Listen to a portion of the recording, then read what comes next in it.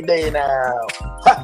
There we go. Yo, what the fresh? Yo, what's going on in the Blerd world? It's your boy and it is your homegirls. We just want to say something, so go ahead, call your friends and them. Cause all right, I know that last part ain't really rhyme. I ran out of words at the when I was as I was getting close. I was like, what am I say? But it is what it is. We heard y'all what's going on. It's your boy, the real Miss Taylor. We outside, and we want to go ahead and am I the only one hearing that?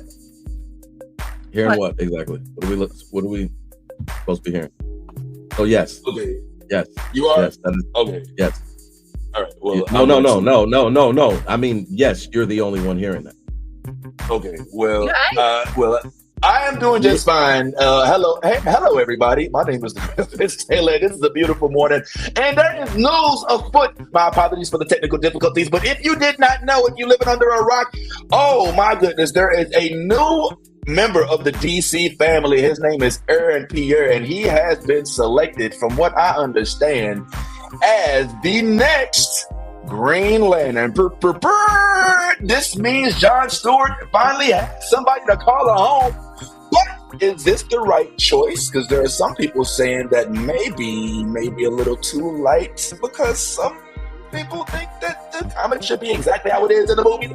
We will discuss other things going on. As you all know, Joker 2 is still out in movie theaters, but for some reason, the movie called Terrifier 3 is doing better than that. Is that right? I don't even know what Terrifier 3 is, but we're going to get some more opinions on Joker 2. Don't go nowhere. Also, in Star Wars and Marvel news, looks like John Boyega and Simu Liu is talking about doing more Star Wars and some Marvel's roles. Well, Simu already did the Marvel, but it would be nice to see John in Marvel and to see Simu in Star Wars. Let's talk about it. Is anything going to happen out of that? Also, The Rock wants to play in the MCU. Marvel wants The Rock to play in the MCU. I don't know how I feel about this. Let's ask the panel. How y'all feel about this? Is The Rock going to mess up the Marvel Studios the same way he kind of did with that movie that he was in, Black Adam? I don't know. Let's discuss. Another thing popping is Tomb Raider is out. If you like it, check it out. Let us know how you feel about it. It is an anime type series. It's animated, so we want to hear what you think about it. And, this one's a big one. Henry Cavill has been cast in a live action Voltron. What you know about that, boy? That's crazy. In addition to this, we'll be talking about the shows that we're following up on. Penguin had a fire episode this Sunday. Agatha had another episode. It wasn't as bad as I expected. And hey, we're going to talk about a show called Front. If you have not been put up on the show, stay tuned, because this shit crazy right here. I ain't even going to lie to you. And it is your boy, as I said before, the real Miss Taylor, reporting live from ATL. What's happening? And I am joined by none other than the one and only Bad Ty Bricks in the house. We got Nolly in the house. We got Anthony in the house. Newcomer to the crib, we got Megan's World in the house, and we're going to introduce y'all in just a second. This is the new Blerd Order. Let's go ahead, get it in, tell a friend we outside. Let's talk, baby. I love the new Blerd Order. You should too.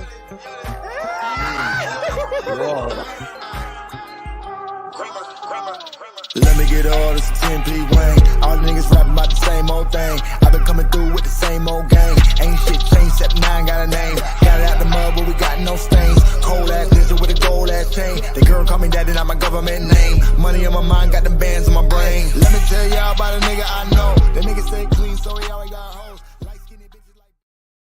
Alrighty, y'all. So let's go ahead and crank this off with the major news for this week. As we all have been made aware, there is a new member of the DC casting, and that is none other than Aaron Pierre. Aaron Pierre, who just recently received major marks on his movie Rebel Ridge, is now going to be claiming the role of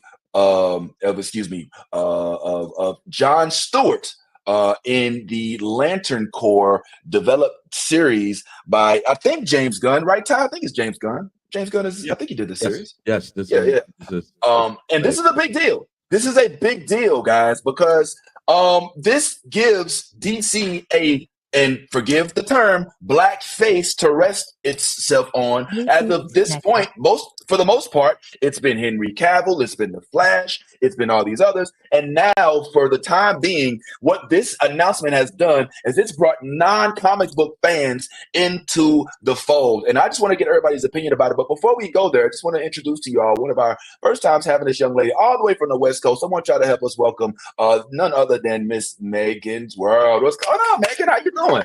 Hey, I'm doing good this morning. Thank you so much for having me. I'm really excited. I love New Blerd Order, so I'm really excited to get into it. Oh, you don't just say that. You already here. You made it. You're here. You know what I'm saying? No, we appreciate you being here. So Megan, for those who are unfamiliar, is on Instagram at Megan, MEA, as you see it right there, GANZ's World. And she does a lot of movie reviews, and she definitely lets it all hang out. What got you into movie reviews real quick, Megan? Oh, yeah. I started doing movie reviews and movie commentary since 2017. So, yeah, it's been nearly a decade doing movie reviews. Started out on this app called Stardust. Yeah, defunct now. But yeah, then I transferred over to Instagram, and now I'm also on TikTok. And yeah, and I have some other projects in the works too. So I'm planning on expanding my platform. So yeah, look out for that too. Yeah. Okay. Well, we will definitely be looking out, and we certainly appreciate you joining us for the morning. I know, you're definitely a big movie buff, so I hope you don't mind if we talk about a couple of TV shows as well. Yeah. One of the awesome. So sit tight and definitely join into the conversation. We got to talk, guys, about what this means and what some people are saying also when it comes to the Aaron Pierre casting. First and foremost, I'm going to put this up and I'm going to take it down. When I take it down, I want y'all to give me thumbs up if you love it, thumbs down if you hate it, meh in the middle if you, I'm no either way. Really want to know your real feelings on this, so I'm going to take this down in 3, 2, 1. Oh, okay. We got mixed feelings amongst the group. We got mixed feelings. All right. Let's start with the positive. Let's go with Bad Ty Bricks. Bad Ty, why do you think this is a good casting, homeboy?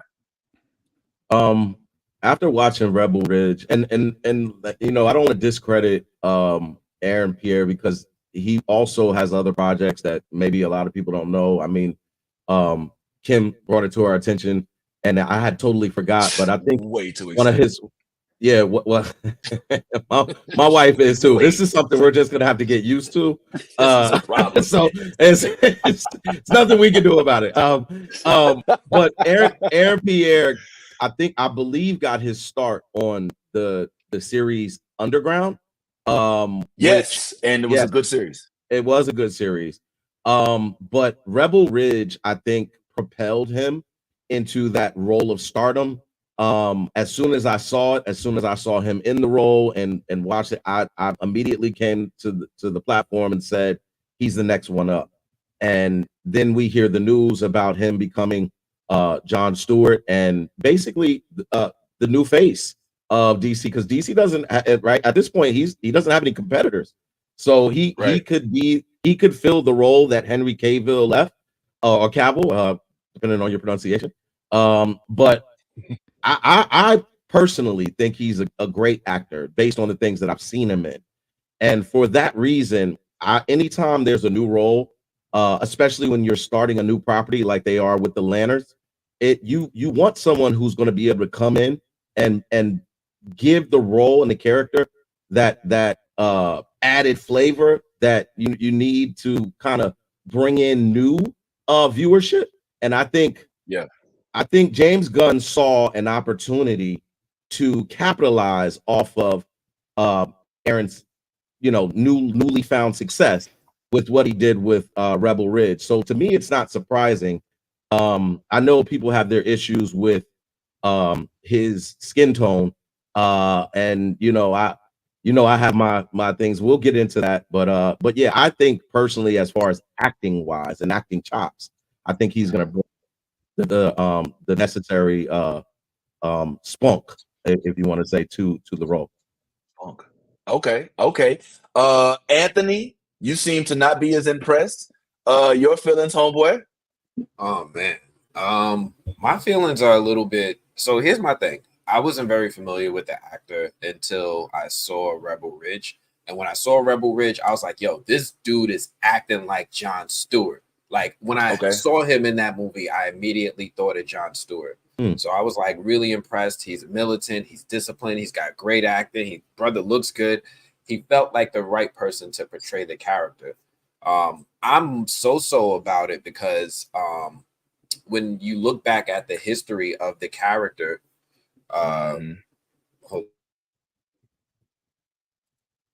when you look back at the history of the character, he was created by this guy named Neil Adams, right? Like I'm like heavy in the comics. Like you guys see it. Like I'm heavy in the comics. Yeah. So this dude Neil Adams was a he's a Caucasian man. He was but he had a lot of black friends. So he was talking about how in comics at the time, he wanted to create this Green Lantern that was a little bit different. He was looking over at what Marvel was doing with how they was portraying black characters. They had a black character in a Nick Fury comic, but the black characters wouldn't be colored black, they would be colored gray. So if you look back at the comics back at the 70s and time, they would color black people gray or light brown. He had to almost Trojan horse what color he wanted to pick for Jon Stewart. And when his editor saw the color he picked, she started to question him. She's like, yo, what are you doing? He's like, look, I don't want the typical type of black person. I don't want a gangbanger. I don't want to know high chief. I want a college graduate, but I also want one that represents the people that I know, and they happen to be of darker skin. So he picked this color that was like Y2R2 or something like that, and it's just a really dark skin.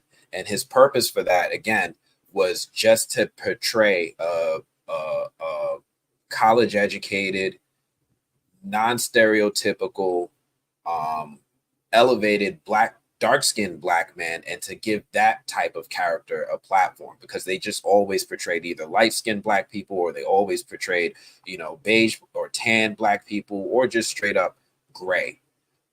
So he intentionally created this character to create somebody that was of darker skin.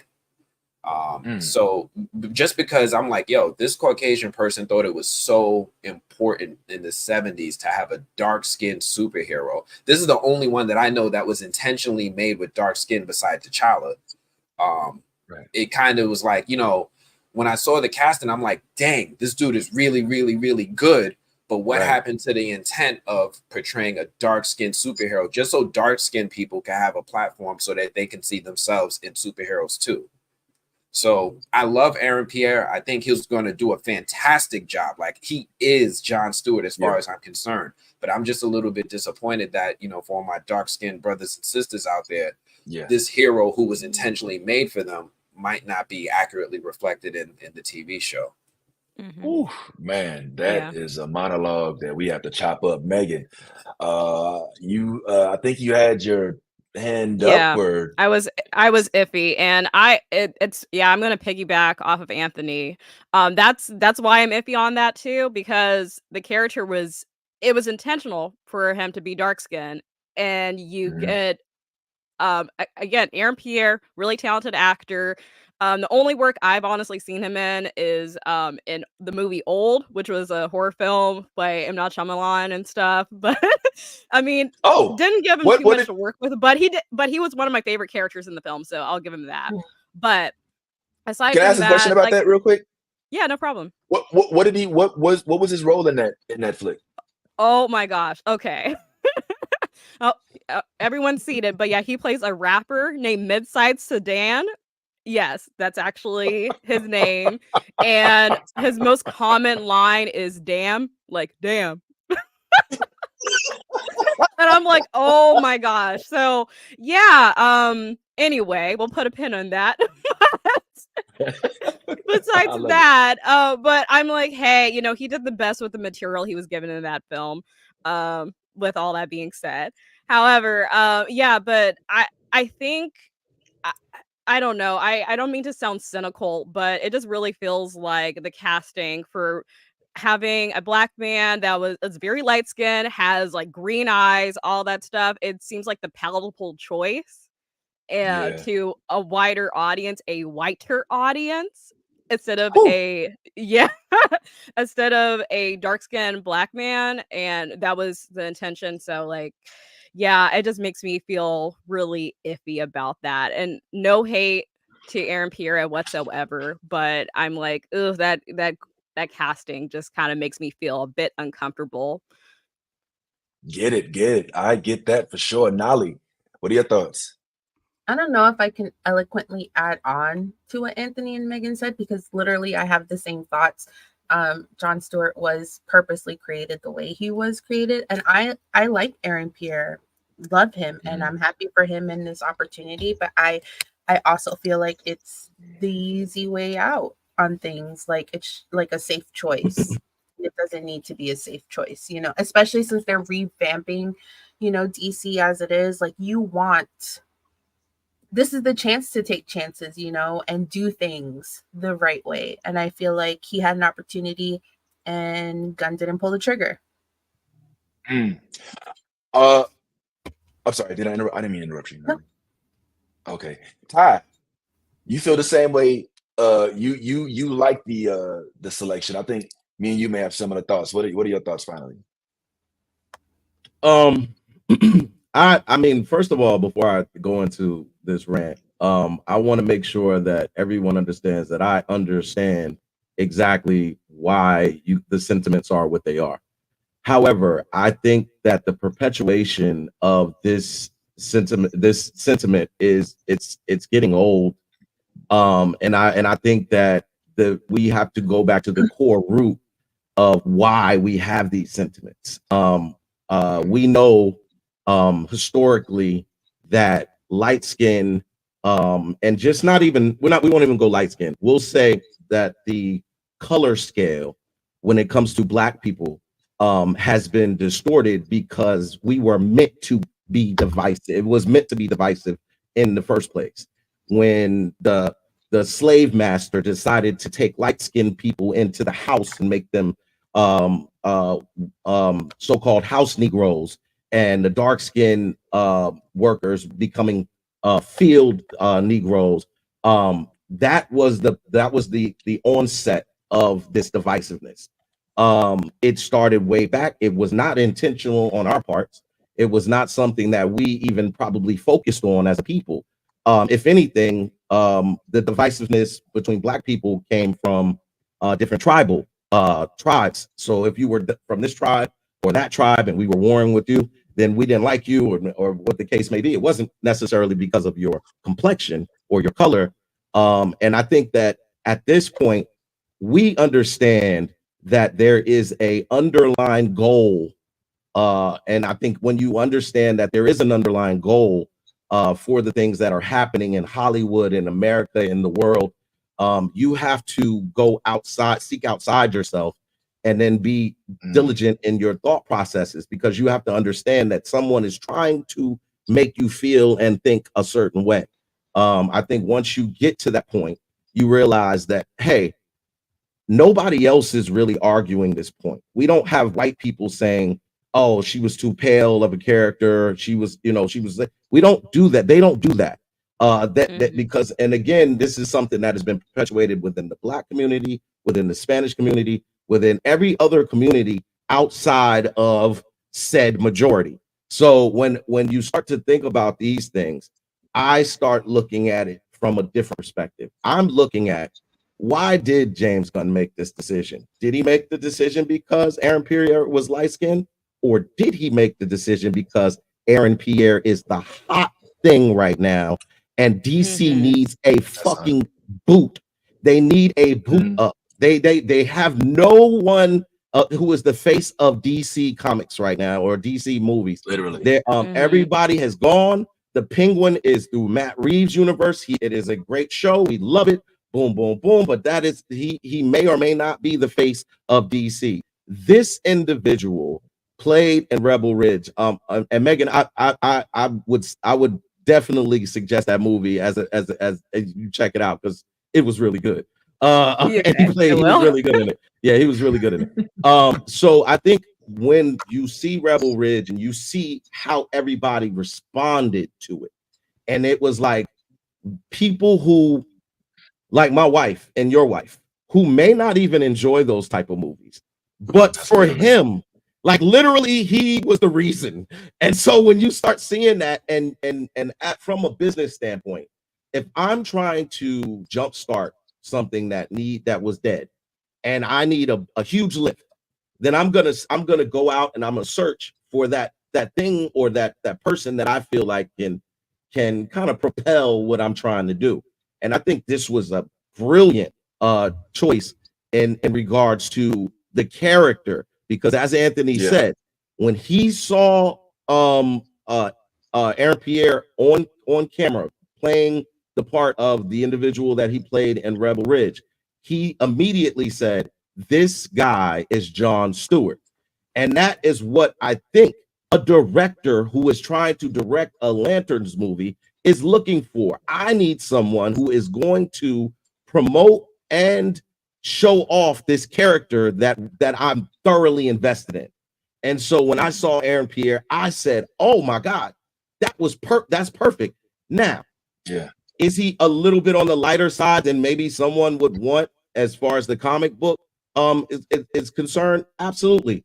But we also have to remember that comic books are illustrations. They are drawn with pencils. So at any given time, I can change which pencil I use when I'm illustrating a character. So that doesn't change who the character is. It just changes the pencil that I use to draw the character or to color the character or to do anything. So if he's playing the character, which is Jon Stewart, and he's giving everything that Jon Stewart was in the comic books, then as a person who enjoys movies and enjoys characters, I will be thoroughly happy and impressed with his acting. So I think, as much as it is a thing, I'm not saying don't acknowledge it.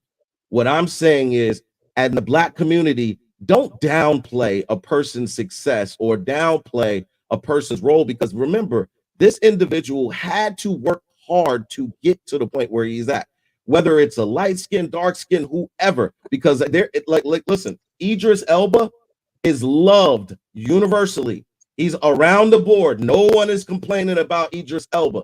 Idris Elba is a nice looking brother, nigga, man. Well, you are, bro. I'll just play it. No, I get it. I 100%. I 100% get it. Listen. I go through the same thing. I go through the same thing. You know, like, stop it already. So I get it. But I think it's one of those things where us as Black people have to stop allowing what was initially used to divide us to continue to divide us. We have this thing within our community of feeling as though light skins feel like they're superior and dark skins feel like they're inferior, and that has got to change. This is a internal battle that goes on within the community, and we allow the outside entity to influence those decisions and continue to influence those decisions because of the choices that we feel like they make based on those purposes. So I'm not saying anyone is wrong here. I'm just saying that we have to look deeper than just the argument that we continue to have whenever the appearance. Because look, I'm all about ethnicity.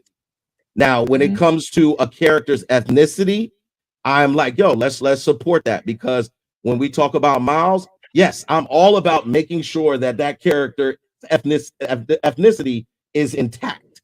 But am I going to be beating down walls and everything if the character's shade is off? It doesn't pass the brown paper bag test? No, I'm not.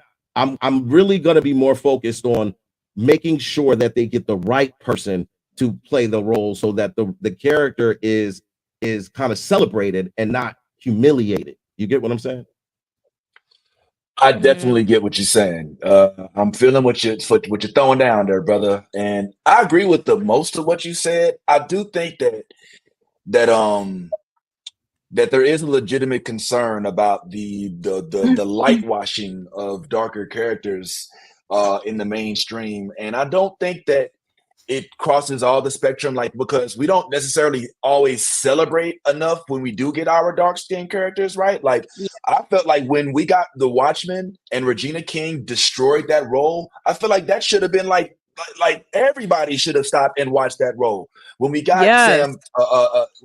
Sam Wilson, when we got Nick Fury, when we got even Isaiah Bradley, I mean, my God, like, these folks are getting the role and it's like, okay, good, check the box. Instead of like, fuck yeah, we did it. So when somebody goes a little bit off script, it's like, whoa. Now, here's the thing. I think that multiple things can be true at once, right? Like, he can be the perfect actor for it, and Hollywood can also be low-key seeking to put a face that they believe is more marketable by the fact that they are. Because, I mean, we were looking at Damon Idris, what's his old boy from Snowfall? Idris. Damson, I keep saying Damon. I want to make this happen so bad. Disrespect. But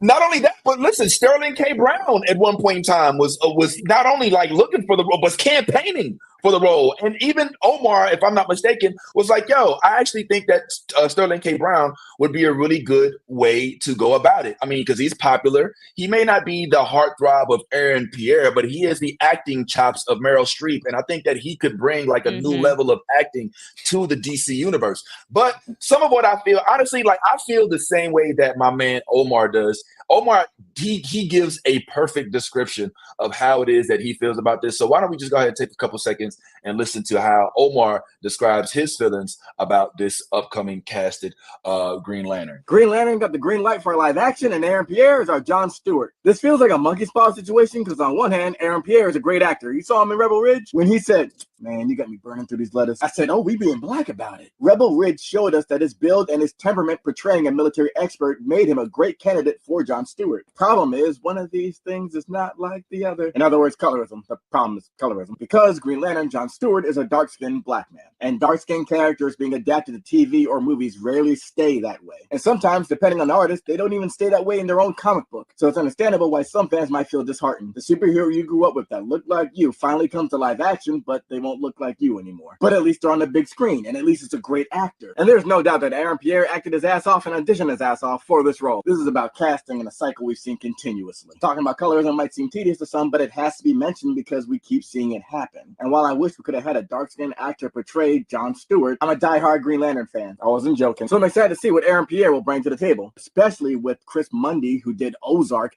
Tom King, who wrote for DC Comics, Damon Lindelof, that did Watchmen. This show Lanterns is about to be True Detective in space. It's gonna hit crazy. So I'm a bit disheartened, but I'm still here for it, and I hope Lanterns flourishes. So this is pretty much how I feel in a nutshell. It's like you at this point, you almost have to, I don't want to say you have to, but it's almost expected that you take the good with the bad. It's like, okay, so let's say we do hire the appropriate tone and complexion, but the actor doesn't hit. The project flops. Nobody gives a fuck about Green Lantern anymore. Is that something that we're willing to do? Are we willing to forego this opportunity where we have what's basically a lightning strike of popularity from this dude who they're trying to tap into, which frankly, from a business perspective is brilliant? Or do we say, you know what? You know what I'm saying? Let's make it so that the folks that are on the internet who are going to talk about the fact that the complexion is not what it should be are the ones reigning supreme. My opinion is I wish we could have it both. But the way it feels like in Hollywood, you never really can get exactly what you want.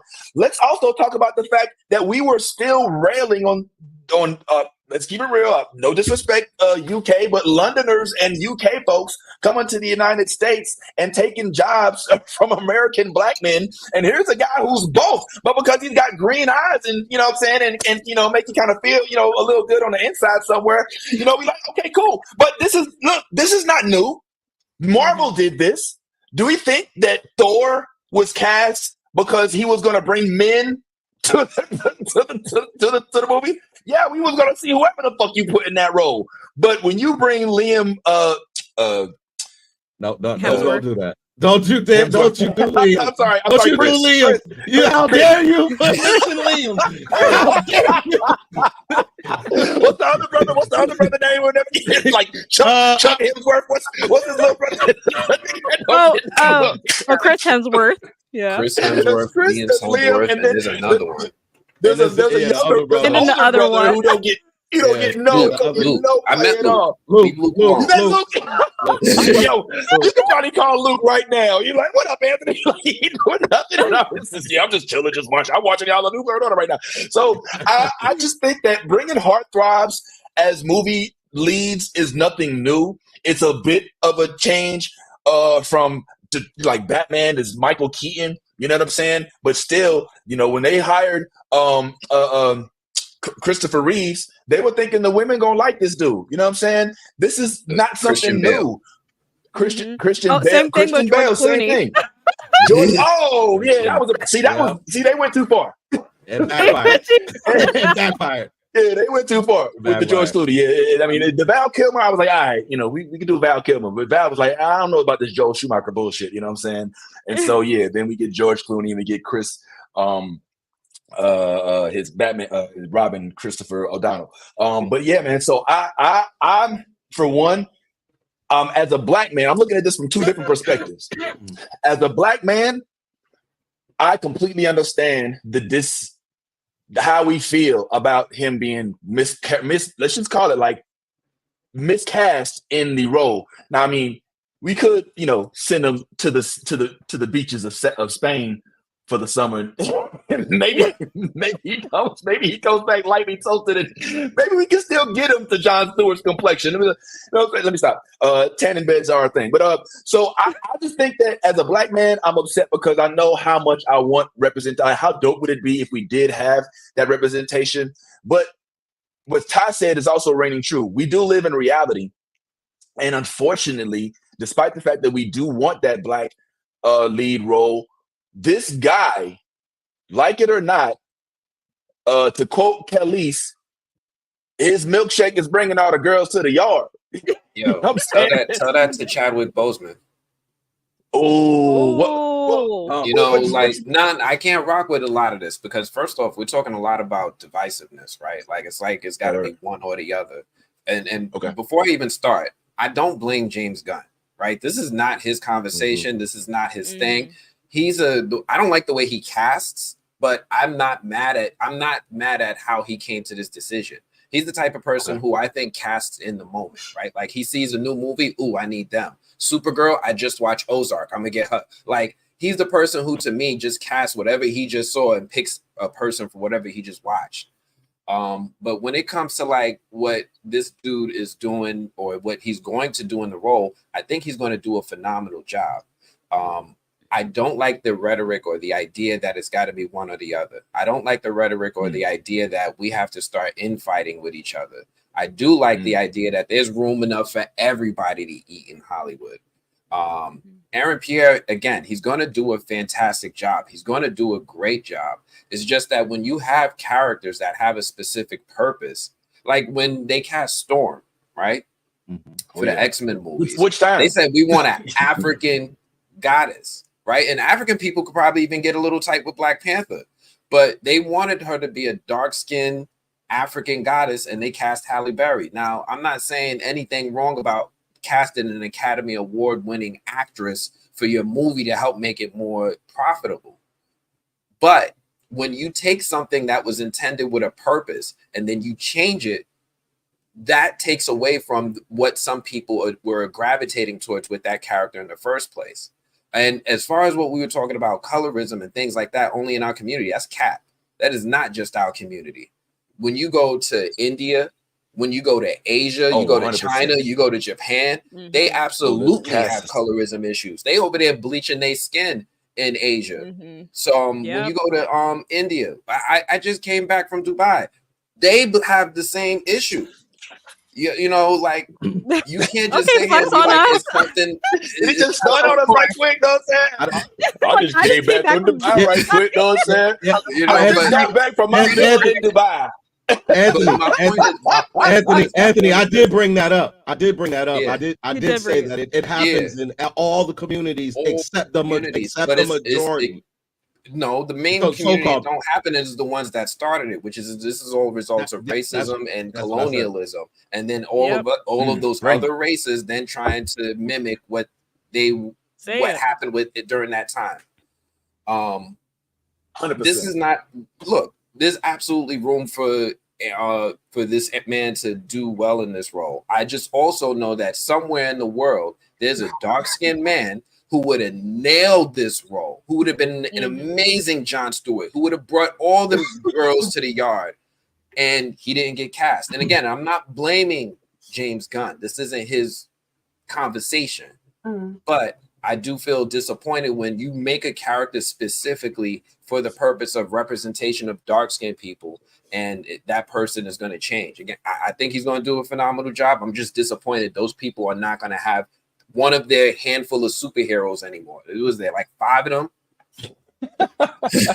Yeah, fair enough. And I agree, because we all know about the Brahmins in India. Like, they literally have a caste system that is based on how dark or light you are. And yes, Chinese, and I won't say Chinese, any Asian folks act like they don't have dark-skinned people in their whole entire race. And apartheid. Don't forget South Africa and apartheid. You either black at the bottom, you colored, you mixed, or you white. Right? I went to South Africa. They told me I wasn't black. And that was the first time somebody told me I wasn't black. For this morning, and I'm not appreciating it. Oh, nigga, I'm trying to leave Florida. You just flexing on being a world traveler in South Africa. I mean, it's important though. But it's important though. It's important to get like that worldly perspective, because sometimes we live in our own bubble in America that we think like things are only a certain way in the world. And then when you do get to see more of the world and you come back, you kind of understand how ignorant we are in America specifically. Well, let me, if I could, and I know Ty also had his hand up, and this is exactly the conversation that I wanted to have. And Megan, I'm glad you're here. We definitely want to get to the Joker, so don't go too far. I know we got to get to the Joker. But I want to welcome Yaz in. I know Yaz is going through it. She is literally in the heart of the hurricane damage, man. Yaz, are you okay? Is everything good? I see it looked like the house is back up to order. Uh-oh, we muted Yazzie. Uh-oh. Uh-oh. Oh, look at that. Milton still fucking shit up, man. I think it's her internet. Is it the internet? Oh, man. Look, Milton came and took out the whole internet, man. Damn, Yazzie. No, Yazzie. Come on. All right, well, look, we'll just sit there and I guess you can be our eye candy for the day, I suppose. You know what I'm saying? Whatever. Yeah, you as well. It's important to acknowledge that white people don't have these conversations because they don't have to. Hollywood was built for them, 100%. and they decide everything. They have whitewashed roles since the beginning of time, and they don't give a fuck. They do not give a fuck, which is why it's important for us to have these conversations, because at what point does it change? Like, at what point do we stop the bullshit and the laziness and just, like, you can't tell me that there's only 20 people in Hollywood. Well, like like people are like, oh, we just need a black kid to play Miles.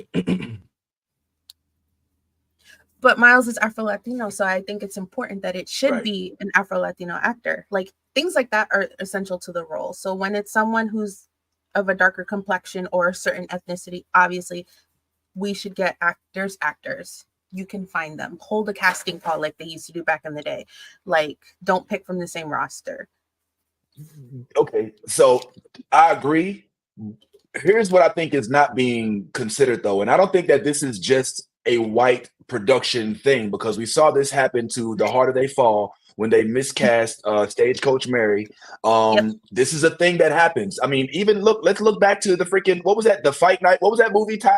Where Sam Cooke and Mike and Malcolm X and Muhammad Ali, like, they were all One Night in Miami. One night in Miami. Like, people was tripping about Malcolm X being casted as old boy that played Bob Marley. You know what I'm saying? And rightfully so to an extent. But the problem, the thing that I think, and I'm not trying to say that this is an excuse, so please don't mistake what I'm saying as me justifying what's happening, but me kind of providing perhaps a little bit more context.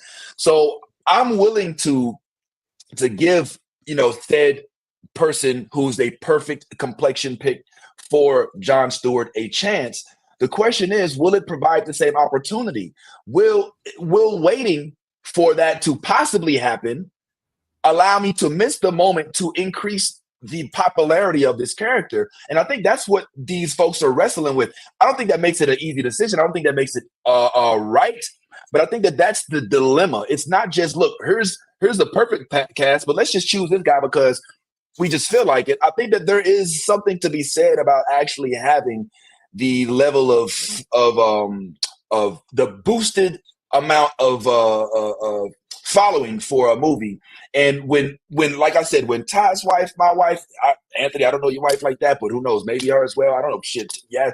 When they are coming to us saying, yo, we're interested in this, they're not coming to us saying, but he's a darker, they could give a shit about that. Now, is it fucked up for us comic book fans? We're like, hell yeah. We want him to be casted. If you bring me if goddamn it, if They don't know. if Miles Morales looked like Tekashi 6ix9ine, I'll be real mad. You know what I'm saying? I'll be pissed the fuck off. I don't give a goddamn how like my wife feels about it. So I completely understand. I also guess that from a dilemma standpoint, if I am casting, do I wait? Do I wait for the perfect casting, or do I jump now when the iron's hot? And I think that the decision here was to jump when the iron's hot.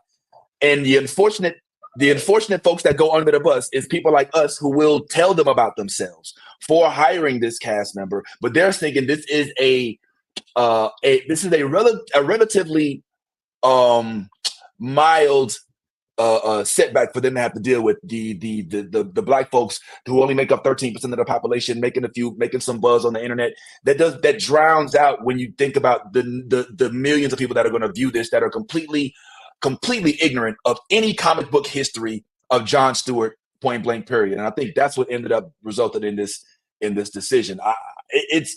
And if I'm being honest, it's already working. It's already working. We're talking about it this morning because of what controversy and what is brought to the table. I want to say this to Anthony, though. I do think that white folks have kind of internalized. I don't want to say this in general. Look, we love, but in the Hollywood spectrum, like, you see them cast themselves as Cleopatra and everybody in Egypt, and we're like, that's Africa. You know what I'm saying? That's not right. At the same time, like, always waiting for the 100% perfect person to cast, I think sometimes is something that Hollywood decides maybe that's not the right way to go. And I'll take Chadwick Boseman, who I think played the part of Black Panther phenomenally, who I think laid it out for the franchise to go years and years, even though unfortunately he passed. But if you ask somebody in Kenya, ask somebody in Djibouti who should have played Black Panther, they'd probably choose one of the actors from the continent of Africa, because they prefer to see an actor from Africa played by an actor from Africa. So as much as I like Chadwick Boseman, he could have been a better selection as well if we're looking for somebody to authentically be an African actor. Yeah, but we're not Africans. We're not Africans as somebody who actually came from Africa. But we have African descent. So that's why we have, the opportunity to take on those types of roles. If you look the part, you could tap into, Chadwick Boseman actually did the legwork to look up his ancestry, right? To see what part of Africa he was from. I think he did an interview with the Breakfast Club where he talked about Africa, ancestry, DNA, something like that. And he started to do the legwork. So for that dude to do it, I don't know of there being as much of a response or reaction to him being cast in that role as there is for this particular role. Agreed. I remember during Black Panther, Amandla Stenberg was initially screen testing for Shuri. And Amandla was like looking at the rest of the cast, and she was like, I actually got the role, but I'm going to bow out because I think it's too important of a movie for us to have different people of different shades like this just thrown in there. She backed out because she wanted a movie that be consistent with the tone of the characters, where it's just everybody looked like they were from, darker skin. And I commended her for that because she's a phenomenal actress. And there's no telling that she would have been an amazing Shuri. But there are also tons of actors in Hollywood, outside of Hollywood, in London, if you want, in the UK, if you want to, in Africa, that can absolutely do this job. If we start thinking like he's the only person that could have done it, then we have tunnel vision, right? That's something that's up with us now. But there are tons of actors out there. Like, I'm not even going to say him because I know people want to talk about the UK taking American roles, but the dude who was in Alien Romulus, he's hot right now. He is hot right now, and he would have been an excellent Jon Stewart. He would have been the younger acting cast person. He could have bulked up, and he could have did the job too. But there's also that conversation about UK people taking American roles, so I'm gonna save that for a second. That's a whole other divisive conversation I want to touch on. I don't know if that was as divisive. I mean, it's just a fact. they're taking our roles. Like, I mean, shit, there's nothing to, but if I can say real quick, when you bring that story up, I did have somebody in mind for that role originally. I thought that this guy right here, who some of us may remember from the movie Bird Box, was a decent idea for the role. I think he's a little bit more toward the skin tone of John. Okay, hold on, Megan. All right, Megan. Just yes. But so I think that he would have made, and so I would have done it.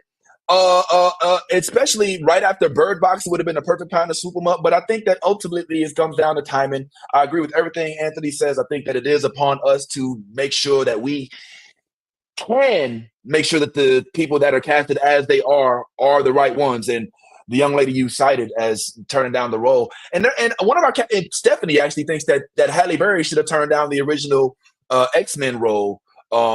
I disagreed with her on that, but I think looking back at it, she might have been right. But yeah, definitely agree with what you're saying. And there's definitely a lot of other people that I think that the decision that was made, though, this sounds to me, Anthony, and y'all just jump ball. This sounds like a decision that was made in a room where there were no Black people. Yep, I agree. Yeah, can we agree on that? Yep. Not enough. Yeah, not enough. Well, or maybe not the right ones. All right. Oh. Wow. Yeah. So who knows, man? But can we agree on this? Despite our feelings about how this was rolled out, about Aaron not necessarily fitting the exact role of Jon Stewart, that we still gonna watch this shit. Yeah, I'm gonna watch it. Support him too. And I'm gonna piqued my interest, so whatever. So when you say you gonna spoil it, Anthony? Nah, I said I'm gonna support him too, because at the end of the day, I still want him to win. The dude is still, progressing the culture forward by coming through, acting with class, acting with dignity, and just being phenomenal at his craft. So I'm absolutely still going to support him. Okay. Yeah, and the most important part of that, what Anthony said, is he's still a Black man. Like, yeah, he may not be a dark-skinned Black man, but he is still a representation of Black people.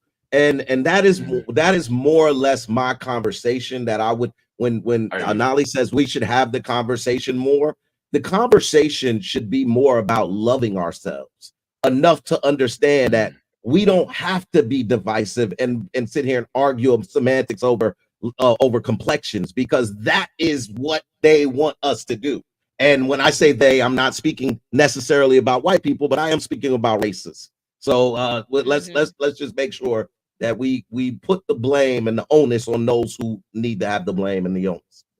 It's a delicate balance. It's definitely a delicate balance. But I can definitely say that despite all the news, the backlash, that this is definitely going to take DC in another direction. As I told y'all, DC, there's a gap to be filled with that hole that Marvel left.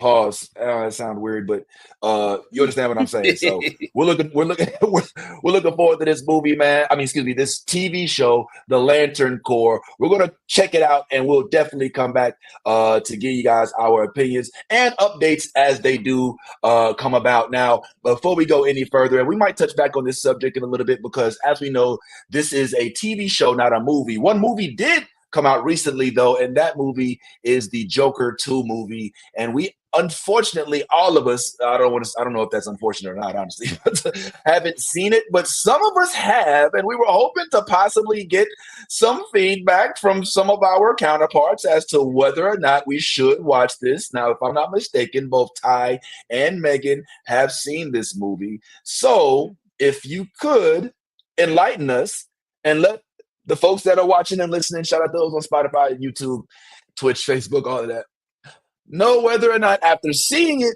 you'd recommend it. Let's start with Megan first, please. Megan, your thoughts on the Joker movie.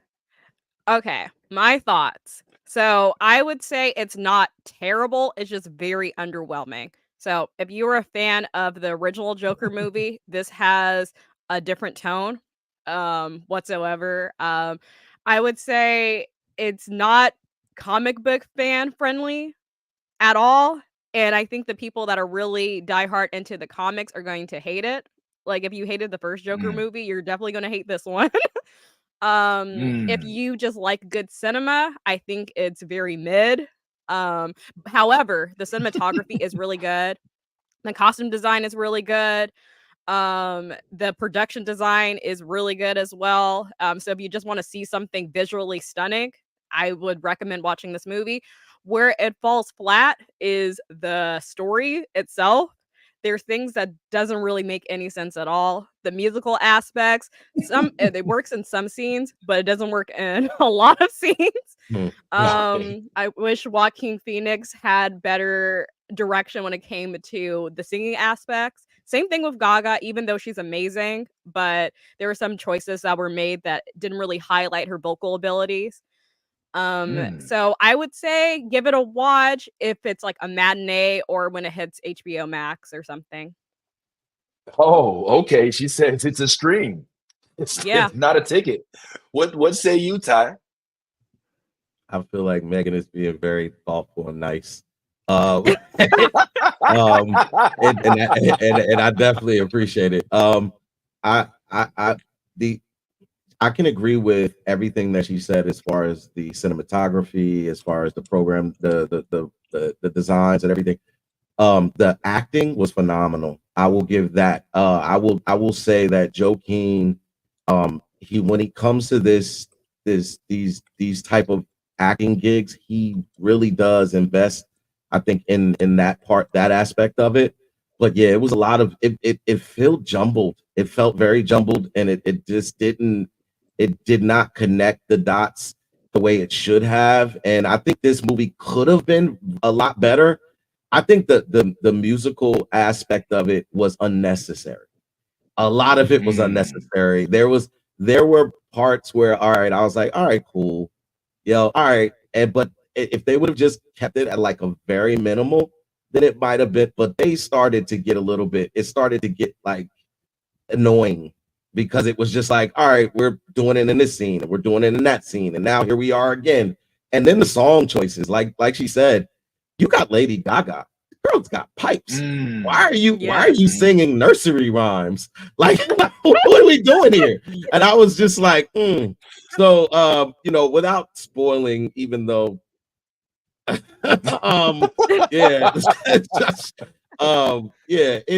it's one of those movies that, again, if you're gonna watch it, it's probably best that you wait until it comes to stream.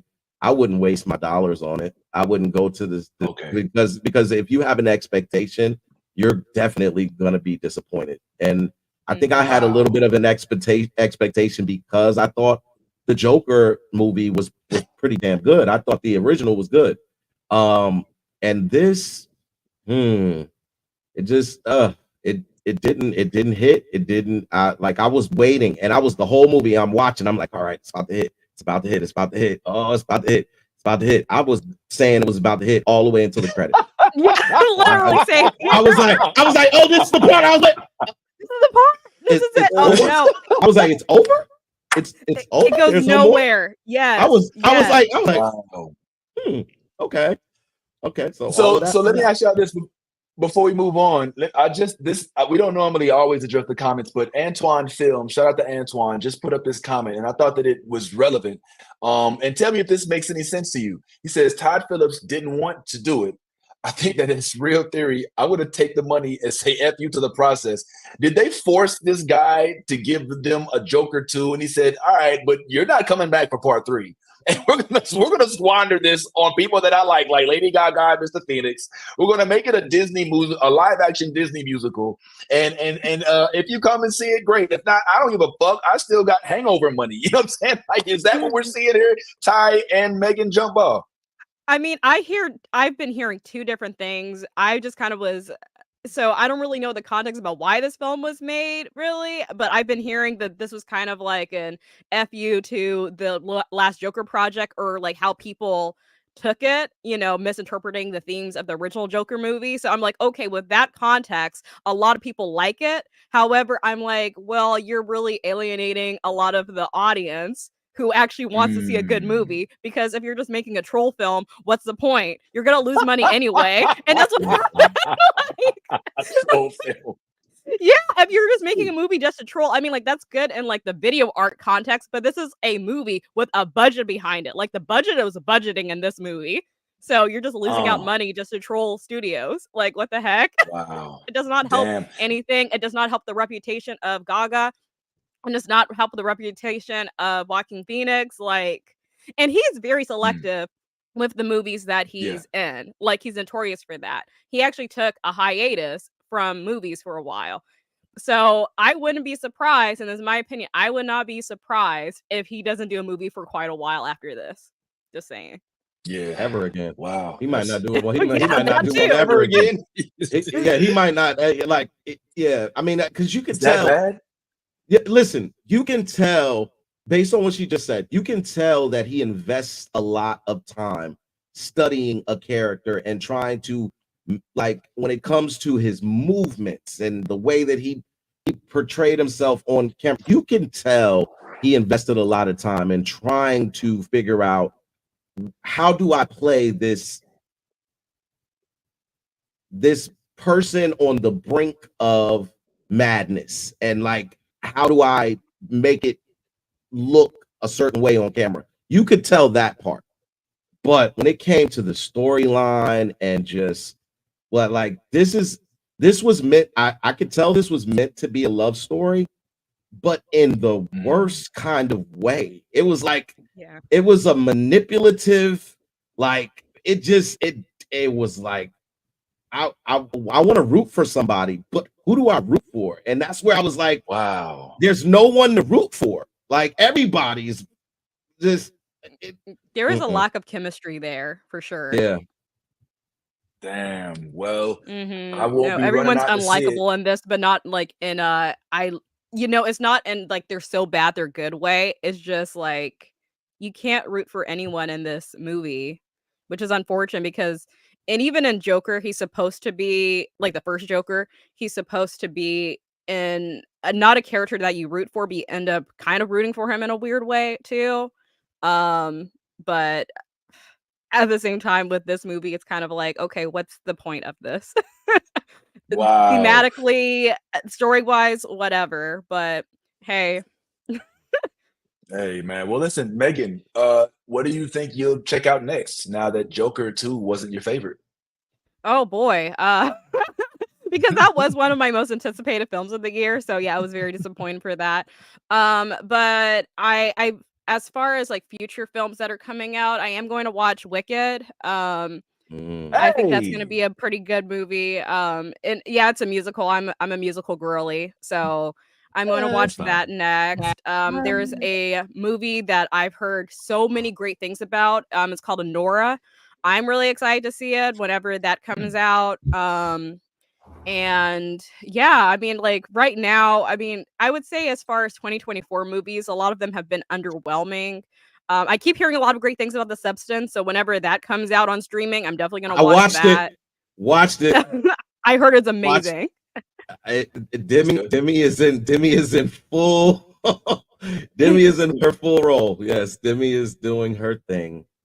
Yeah, so I can't wait for that. But yeah, there's a lot of movies I have to catch up on that are now on streaming. But I mean, I'm just taking the year as it goes. I mean, like Joker was the biggest disappointment of this year, and I usually do a disappointment list at the end of the year. But so far that's like on the top of my list.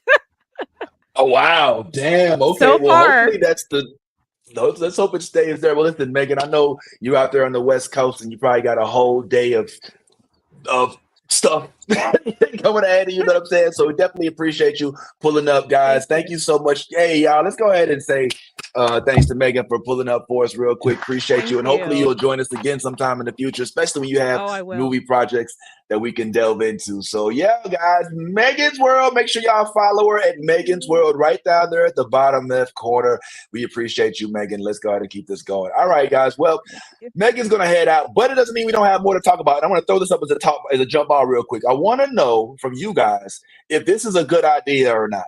Are we liking The Rock as Apocalypse? Jump ball. Somebody tell me what they think. All right, I'm gonna take that as I'm not opposed.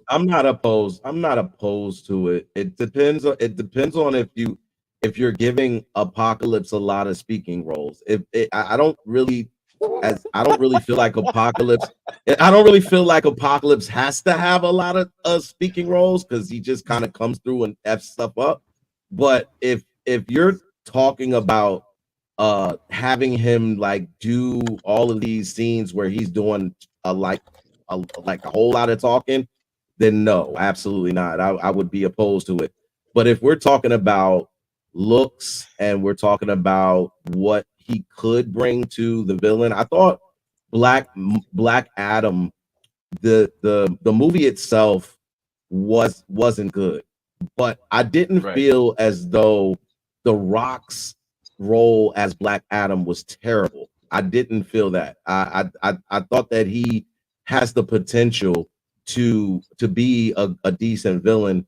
And Apocalypse is, I think, if they bring him into the MCU, he would be a Thanos type villain, like he would be that of that level. So this could potentially be like multi-films. So it just depends on how they roll them out, man. Because like I said, if they just put them on scene and let them fuck shit up, cool. I could deal with that. But if they're like over here having them have full on, scenes where he's just talking or I've come to the, like if he does too much, then I'm just like, all right. Yeah.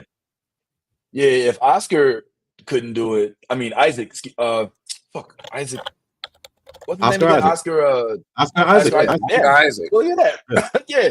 If he had trouble with it, I don't know. And he actually has acting chops. I would definitely think that The Rock couldn't. What do you, Anthony? You seem to have an opinion. I thought Oscar Isaac did a good job as Apocalypse. I just think the writing in that movie was terrible. If now The Rock as Apocalypse kind of makes me nervous, same as like Ty was saying, like if he has a lot of speaking lines. And I grew up on those X-Men cartoons, and Apocalypse would always give those crazy monologues like suffer at my feet. He'd be like Storm with the monologues. So it's like that kind of has me nervous, especially when I get flashbacks of the Scorpion King. Like I don't want to see all that makeup, all that CGI. Like that kind of makes me nervous. That and I'm just not really feeling Marvel like I used to. So I don't like the way they handle villains at all. I haven't seen a Marvel villain that I've liked since Killmonger or maybe Thanos. But yeah, I just don't really feel good about this casting because it doesn't feel like it's casting to suit the role. It feels like it's casting to drum up interest, and that isn't always my favorite kind of casting. You know what? You might be onto something there. The Rock is no Aaron Pierre, but he has millions of followers, and just to get them in the movies, it would be wise or at least considerable. But I just real quick, just to touch on the Marvel thing, I feel the same way as a Marvel fan. You know what I'm saying? That we're disappointed by the last few years of lackluster developmental projects.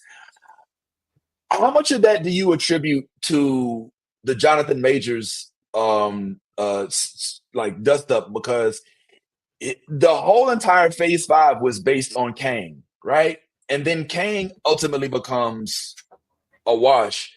I don't think that it's an excuse because there's so many projects that have nothing to do with Kang.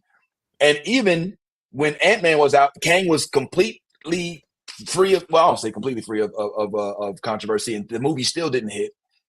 Do you think that there's any, Anthony, as a Marvel fan, any credence to the Anthony excuse me, because like when I look back at Jonathan Majors, the projects that Jonathan Majors was in, his performances was always the highlight of those projects. Like when you look at Ant-Man, exactly, he was the best thing in Ant-Man. Like whenever he was on screen, I was ready to turn back up. I was like, yeah, beat his ass. Right.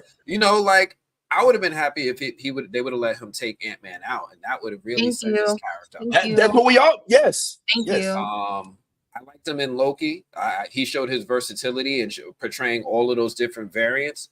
You know, aside from his outside controversy, Jonathan Majors was on point. The writing was bad. It was the writing that and the way that they handled other aspects of the story that was bad. And as far as Kang not hitting, that was a fumble on them, right? Kang was like, one thing I love about Marvel and what they have been doing lately is they have been giving Black people of all different shades and complexions lots of opportunities. There was no reason in the world to make Kang Black. None. But they was like, yo, this man is talented. This man is got the energy. He's got the charisma.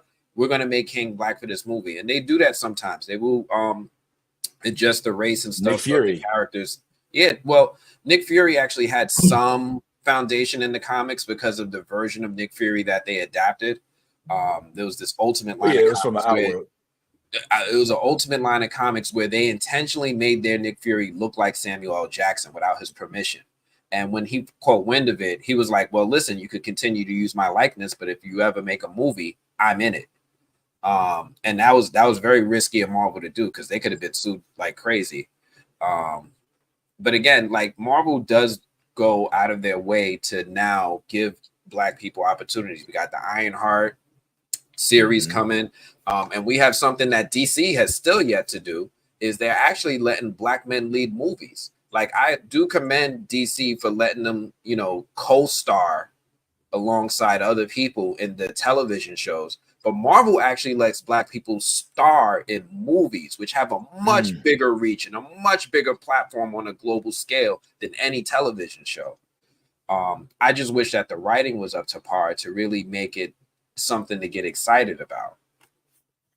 So, I mean, but I guess that was my question. Like, so we all agree Kang was phenomenal, but did Marvel have to like just in some of the you know, maybe this is a topic for another day, but I feel like like somewhere in there, like the Jonathan Majors, but not like the whole controversy kind of threw Marvel. Now, don't get me wrong, I don't think that the direction they were going was that great. They could have recast. They could have recast, right? They could have gotten there's a lot of actors in the world. I remember there were polls immediately of like who could play this character if you can't pick Jonathan Majors, and the list was long. I think one of my favorite ones was that, you know, Kang appears in different timelines, and I know this is going to be super popular, but have Denzel Washington play an older Kang and have John David Washington play a younger Kang and let them go to war. And I would have been cool with that. But for some reason, Denzel seems to be averse to playing in Marvel movies, but that's for another day. I think he just wants it to be a one and done. Like if he does it, I think he wants in and out, and that would have been a great opportunity to have him appear as like a Mortis or an older version of Kang, have the younger version of Kang take him out, and then go forward from there. Yeah. I like that. Darth Urbis says that the whole Phase 5 being based on Kang was a problem in the first place. I think that's a good take. What's up, Ty? I was just gonna say, I think the reason that Marvel has moved the way that Marvel has moved for some time now is because of lack of competition. When you have a lack of competition and you feel like you can just drop anything because you're the only source of content, then you become lazy and complacent. At one point, DC did have some, you know, like some competent, like there was at least an action of trying to compete. Now, whether or not they were successful, we all know that they weren't, but there was at least a competitor. Right now, Marvel is moving like we the only ones on the block with this. Like it feels like drugs. It's like, yo, like you can't go nowhere else to get what we got. So we gonna up the price. We gonna up the price, and look, you either get it from here or you don't get it. And that's kind of where I think the problem has been with Marvel and that laziness. Now, one of the things that I see DC and also to Anthony's point about lead actors, I will give James Gunn credit for having the lead actor of Idris Elba in that Suicide Squad lead of Black and the Suicide Squad reboot. He was a member of It was an ensemble. It was an ensemble, but he was the lead. He was the lead in that. But you're right. There were other actors. Fair enough. And everything like that. Yeah, you're right. So I'm just saying, like, at this point, if DC is able to have any level of success, that kind of start seeing a shift and people starting to actually be interested in these DC projects, because we still have Peacemaker, which is yet to drop another season, by the way. We all love Peacemaker. And those and now you have the Aaron Pierre project with the Lanterns, which looks and could be very successful. And you have the Penguin, which obviously is a Matt Reeves universe, but it's still a DC property. If you start seeing a consistency over there, then maybe that will jump start some shit over at Marvel, because at this point right now, they're just dropping shit. They're just dropping shit. Yeah. They're like, all right, well, it doesn't matter if it's good or bad. They'll watch it because there ain't shit else to watch. And that's kind of what I think is the reason why Marvel has been in a slump for so long. Which is crazy. Yaz, just doing a wellness check. Is everything okay in the house? You good? Just making sure Yaz is good. Just blink twice. Okay. Yes, it's our silent movie for the day. She's in the comment section. So those of y'all, please check in with Yaz. She's man in the comments. Well, that's something. Here's a couple other things real quick before we get off. I don't know what this is, but I don't even think we should talk about it. Let's wait to see what happens. But I'm excited about John Boyega coming back into the fold. Would he have been a good Green Lantern? No. John Boyega is a great actor, and I don't. Whatever. I probably would. He wouldn't have been my first pick, but he would have been good at it. You know who I think would have been a good John Stewart too? Yahya Abdul-Mateen would have nailed it. I think he would have been a really good Green Lantern. I think he would have been the good John Stewart. But he's the Mantis, right? I guess it doesn't matter. It matters not. It matters not. It matters. Yo, DC is in talks about changing Aquaman to Lobo. They're in there. Are you serious? Yes, they're in talks. They've been in talks with Jason Momoa about possibly being Lobo in the DC universe. So yeah, that's they're wilding. They don't care. All right. All right. Well, speaking of the DC universe, real quick, what are our thoughts, Jump Ball, on a live-action Voltron and of Henry Cavill being casted as a live-action Voltron? Jump Ball. I see Yaz. Yaz looks encouraged. Yeah. Yaz likes it. Anthony likes it too. Okay. All right. Why is it taking so long to get a goddamn Voltron movie? Like, what the fuck? Like, we got to go through 2 Pacific Rims. You know what I'm saying? To get a Voltron movie. Like, what we got 2 Mighty Morphin Power Ranger movies before we get a Voltron movie? What's the holdup? Like, why did it take so long to get a Voltron movie? And why am I afraid? Why am I afraid of this movie? Because I feel like there's too much that goes on in the world of Voltron to introduce in one movie, baby, with each lion having their own. I don't know, man. I don't know, man. I don't know. I wish I could hear Yaz's voice. Anthony, what makes you excited about this, bro? I love Voltron. I grew up on Voltron, in the 80s, 90s. I like the reboot that they did on Netflix. I think they have some really good stories with Voltron. I know in my opinion, I have guesses as to what the holdup is. The holdup is that once you start adapting something with rights with other people and something that studios have to invest a lot more in just to be able to bring it to the big screen, they are afraid to make creative risks, right? So that's why you have to have like a big name like a Henry Cavill associated with it before it comes out to theaters. Nobody knew if Sonic the Hedgehog was going to do good until they had Jim Carrey in it, right? That's when they really started to feel confident in it. So I'm excited for Voltron because I want to see those big giant robot battles in space with the big form blazing sword. I need all of that, right? Like, yes. So I hope they do it justice. And I know Henry Cavill is enough of a nerd that he advocates for stories that stay true to the source. Right. So like I like having him associated with it because he'll be a voice for us behind the scenes. By us, you mean who? The nerds. Nerds. Fans. All of us. Like, is Henry coming to the cookout? That's the only reason why we don't I was like, slow down. His name is Henry Orenthal Cavill. But yo, he just brought me back. Form, blazing sword. Form, legs. The arms, and I'll form the head.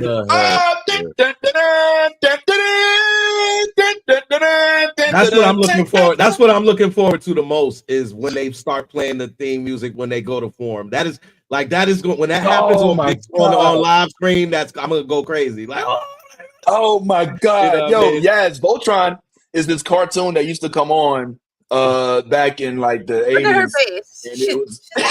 Don't play with me. Don't play with me. Come on, we gotta mess with the younger man. Yeah, it's like 20 years old, man. Shit, man. Did you ever see the reboot? All right, my bad. Yeah, my bad. You done got close to the screen. Did anybody on the cast see the reboot that was on Netflix? The Voltron reboot? Because that was really good. I watched it. I think it was like 5 seasons. It was like 7 seasons. 7 seasons. Like it was like seasons a year. Yeah, it was good. It was really good. What do we want to see from a Voltron movie? I'll tell you what I want to see. Like he just said, the form blazing sword. But let's talk about plot because this is not Thundercats. All right, who was the main villain in Voltron? What was his name? Like, do we remember? Lotar or something like that. It was something weird. Zartan. It was Lotar. Lotar. Yeah, Zartan and Lotar. Lotar was the son, right? Lotar was the son. He wore the hat that had the helmet with the things on it and shit. He was blue, and then and Zolt, whatever they was in. It was always in the palace. Always in the palace. You know what I'm saying? On some old Gina. So here's what I think this movie has to have that the cartoon didn't have: romance. Okay. Vulgarity. The cartoon. What you mean? The cartoon implied romance with the princess. Yeah. They implied relationships. But did they actually kiss? Did they actually have scenes where they interacted as a couple? I want to say because they're gonna have to go in and they want to get women. If they want to get. I want to say. Okay, let me know because I didn't watch. I don't want to. And I mean, it's been a while since I've seen it, but I want to say her and the red, was it the red? The dude, yeah, the red and the Red Lion. I think they did have a relationship. Well, I don't know if it was a relationship, but I think they did that most certainly kiss at some point. So I don't know, but you want to see vulgarity? Yeah. You want to see vulgarity? We're not going to see vulgarity. We're not going to see it, but I would like it. You know what I'm saying? I like the Mighty Morphin Power Rangers the unofficial reboot where they came back and like the Black Ranger was like doing coke like, in the room with the strippers and shit. Like I like that shit. I don't know why I love that shit. It's just funny to me. But anyway, I'm interested in this. I think it's fair to say all of us are interested. Nolly, did you watch Voltron, Nolly? Mm-hmm. And I watched the Netflix reboot. Did you? Let me ask you this. Would you consider the original Voltron anime? Never thought about that, have you? Yeah. I never thought about it, but I think I would. I mean, I think it's from like one of them Funimation type studios. Anthony, I don't know if we should consider this anime or not. I think it is because anime in the 80s kind of had that style, right? Like when you look back at like Vampire Hunter D and the other one I'm thinking of. He just took me back.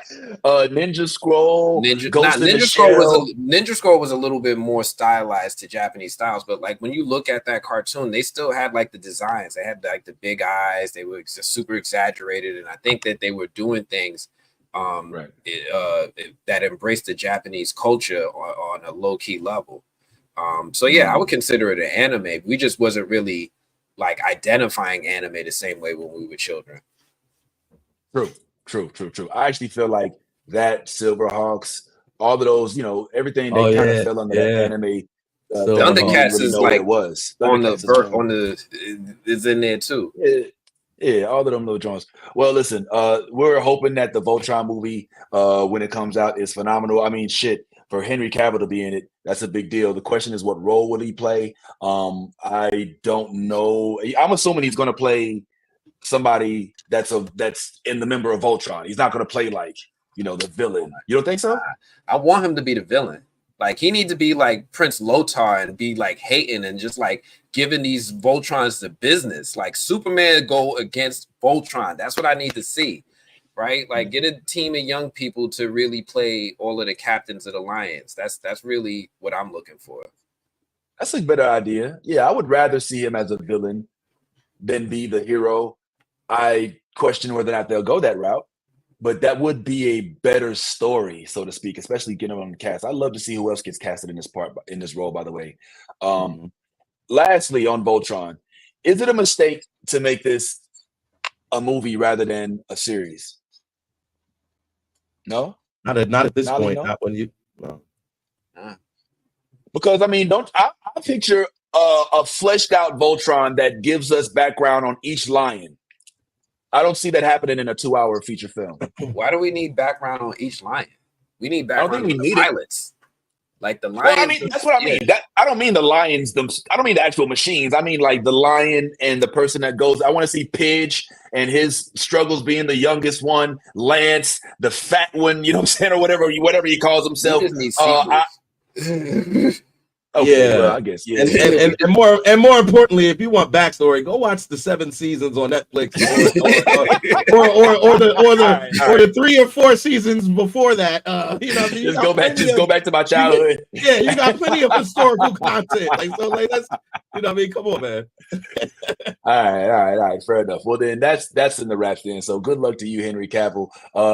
Real quick mention for Tomb Raider, as we already discussed, that's coming back out. But since we did talk about Marvel a little bit earlier when we were discussing how The Rock may come back, I want to just tune us back in to another project real quick before we close out with From. So don't go anywhere because we got to get into From. But this week we did have another episode of Agatha. I don't know if everybody got a chance to watch it or not. I'm interested to hear what you all thought about it. If you liked it, loved it. If you didn't like it at all, no questions. Just gonna throw it up there. Did anybody? All right, I'm just gonna say it. Look at Anthony. Anthony is like, I'm not even giving that. I'm not clicking. I'm not giving them nan view in this bit. Did anybody see Agatha this week? Anybody by chance? Yeah, you did. Yeah. What are your thoughts, Nolly? What did you think about it? I liked it.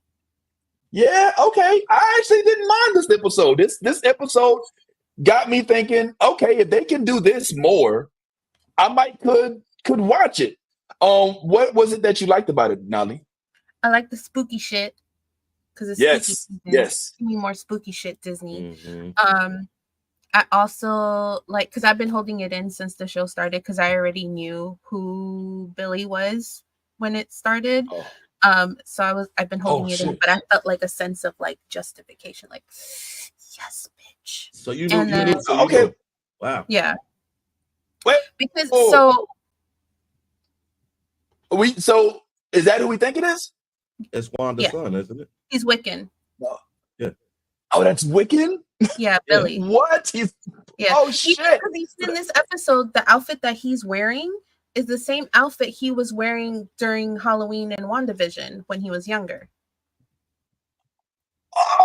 Oh. Yo. Okay. All right. So the minute I just had the moment. Just like your mother, I was like, oh, yo, I didn't see it. I mean, I saw it, but I didn't realize it. Sorry. Yeah. What? Okay, so this is Wiccan, one half of Wiccan and Speed, who we met in the WandaVision series. Well, I mean, if you watch this, obviously they're in the comics, but who came to life via magic. And it's kind of confusing, actually, how they still exist, if I'm being honest. Because didn't Nolly, correct me if I'm wrong, but didn't in Doctor Strange, didn't they kind of go away? So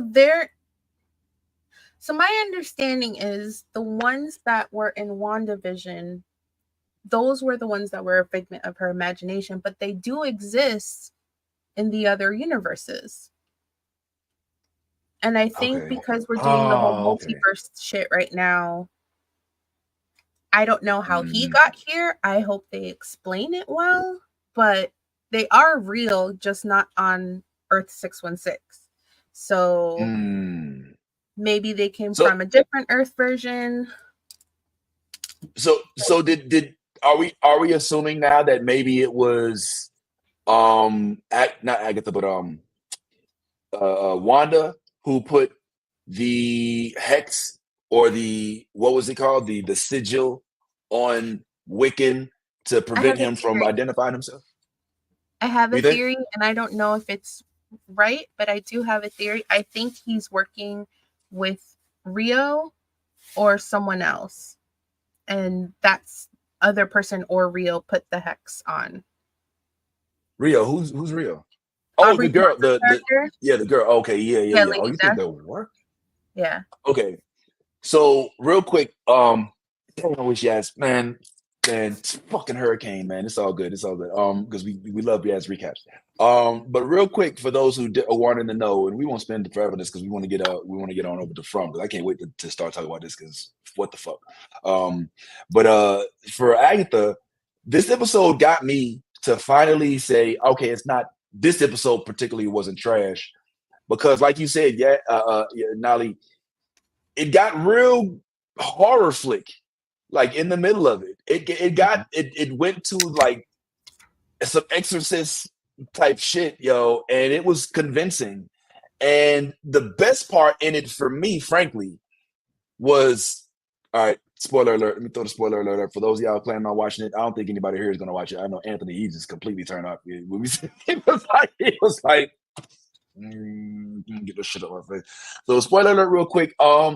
For at the end of the episode, Catherine Hahn, Agatha, she said something to Wiccan that made me think, oh, this conniving ass bitch. Like she said something like, she was like, we don't have to do this, or something like that. And she was like, but don't we? Or some shit, like she whispered in his ear some shit like, don't you want to?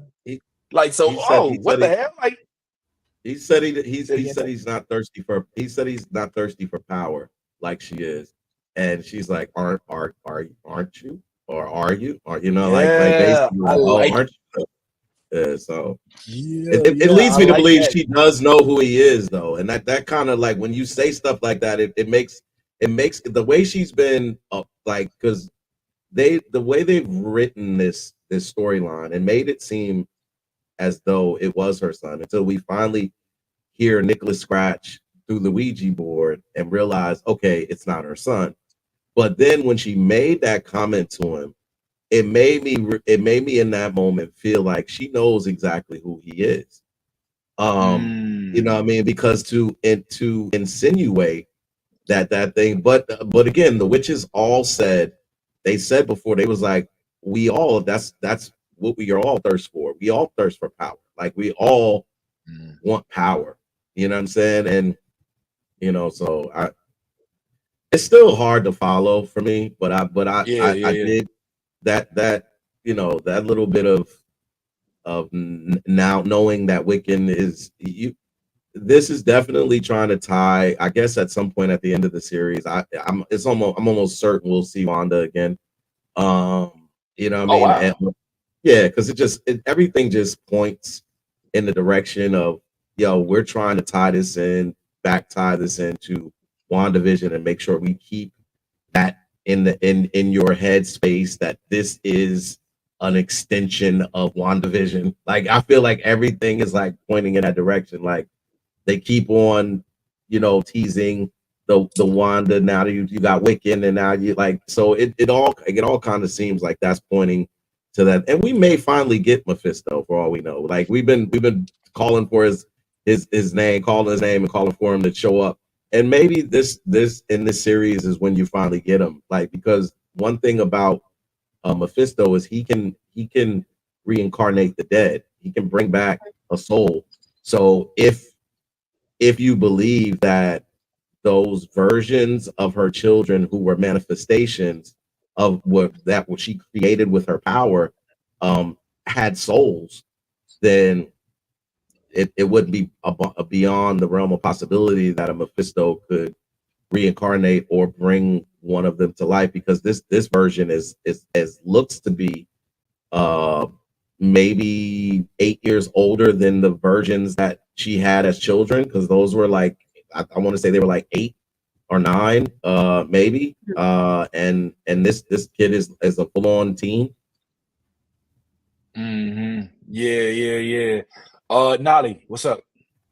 Yeah, no, I think we're gonna see Mephisto before the series ends, because remember, Mephisto is in Ironheart. Oh, I didn't know that. Yes, Sacha Baron Cohen is gonna play Mephisto.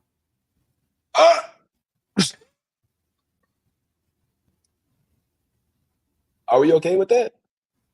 I mean, that sounds like they're gonna make. It sounds like something he'd be good at. Sounds like they're gonna make him jokey. It's nice. I wonder if we'll see Madison. It's me, I'm Mephisto. I'm from Tasconia. It's a nice. I don't know. Borat is I don't know. Anyway, it is what it is. Well, good luck. Oh shoot, I did this a little too early.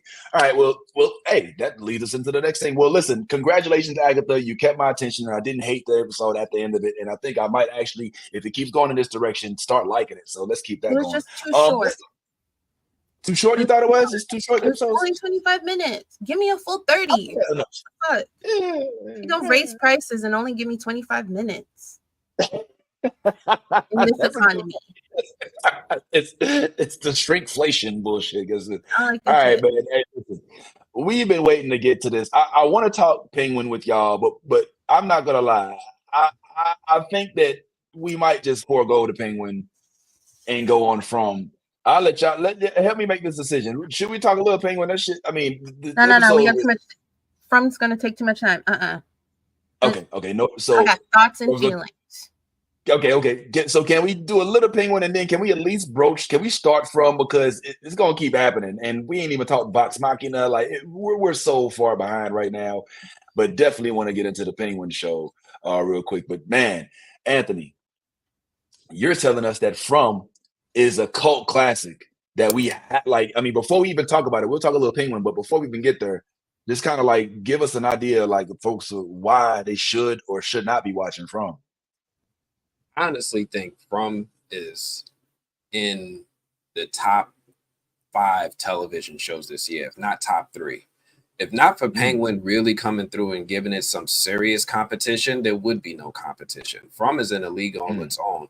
The only problem I have right now is that From gets 0 promotion, or at least it's not being promoted the way I think it should be. Look, for all of you who are not familiar with From, I need y'all to do me a favor. I need y'all to give me 8 minutes of your time. I just need 8 minutes, right? From is on Amazon Prime right now.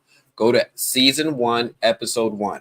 Watch the first 8 minutes of the first episode. And I'm gonna make a promise to you. Look, if you watch the first 8 minutes and you're not feeling it, it's not for you, fine, walk away. We cool. We can still be friends. But if you're just a little bit intrigued, if you're a little bit curious, I'm gonna need you to go ahead and finish the whole damn season. Finish the whole damn season. Do yourself a favor and be part of the Fromly, because it's gonna get better.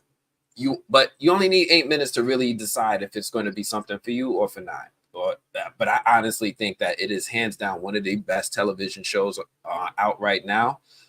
It's just a severe injustice that it doesn't get the type of promotion that we see with like a show like Penguin. Amazon and MGM are just not giving it the gas it needs to really take off.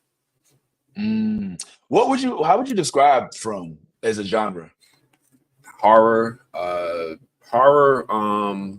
drama. Yeah. Mystery, thriller. Absolutely mystery. Not less thriller, more horror. Because it's definitely some horrific stuff going on in this show. Oh yeah. Okay. All right. So would you recommend it for non-horror film watchers or non-horror fans? Absolutely. If you like somebody who only likes thriller, like Gone Girl or something like this ain't that. This is going to be some scary stuff happening up in here. It's like some really terrifying monsters in this show, and it's being led by the phenomenal Harold Perrineau, who a lot of people know from Lost. I think he played in. He gassed me with Z Nation. I thought he was going to be in that show. But like he is acting like he is giving Emmy Award performances every single season. This man is doing his thing. Okay. All right. Well, I've started it. I actually started a while back, and I can say it's definitely worth the watch. And I want to chat on it a little bit more, but like Nolly said, it's so in depth. It's so much going on.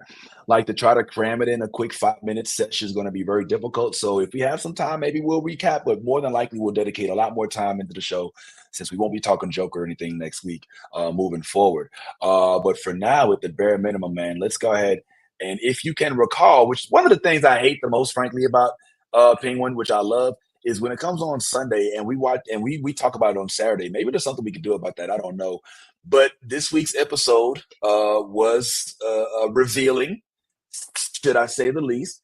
Jump ball, I'm just gonna throw it out there. Who liked the episode? What'd you like about it? If you didn't like it, why you ain't like it? Jump ball, talk to me what's going on. All right. Well, I'll just say that the more and more I watch this, the more and more I'm intrigued with the character. And I think with that is a testament to the writing. I personally, when Penguin first dropped and when you mentioned it to us, I was a little bit leery. I was like, who really is like, caping for the Penguin? Like that's one of my least, interesting characters in the DC universe. But the way that they are portraying him on camera and the way that they are giving you the backstory and everything like that, my emotions are on a roller coaster ride when it comes to Penguin. In moments, I'm like, this dude is terrible, and then there's moments where I'm like, I feel his dilemma. Like he's right. This is a person who's always had this look and has always been made to feel less than.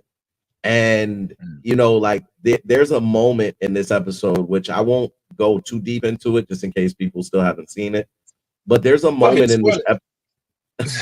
it's Saturday. Okay, spoil it. All right, cool. All right. All right, cool. So there's a moment in this episode where Victor decides to leave Penguin. And in that moment, Penguin is like, yo, you think I've been keeping you hostage? What do you mean? Like, because you realize that Penguin has been trying to develop a relationship with Victor from the onset, and Victor has been fearful and working for Penguin in a way where he's like, yo, I'm scared for my life.